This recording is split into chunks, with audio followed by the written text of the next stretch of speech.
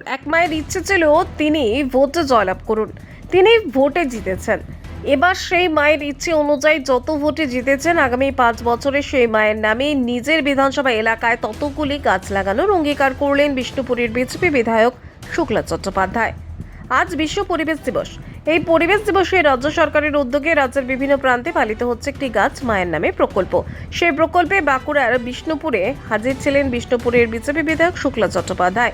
আর সেই অনুষ্ঠানে নিজে হাতে গাছ লাগিয়ে বিষ্ণুপুরের বিজেপি বিধায়ক শুক্লা চট্টোপাধ্যায় অঙ্গীকার করেন তিনি এই বিধানসভা নির্বাচনে 30,605 ভোটে জয়লাভ করায় প্রতিশ্রুতি মতো আগামী 5 বছরে নিজের হাতে বিষ্ণুপুর বিধানসভায় 30,605টি গাছ লাগাবেন।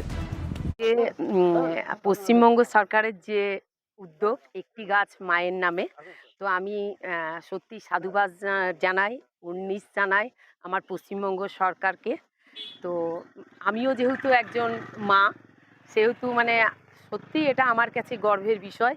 এবং আমি প্রত্যেককে বলবো যে আজকে আমরা প্রত্যেকেই সবাই মিলে মায়ের নামে একটি করে গাছ লাগাই।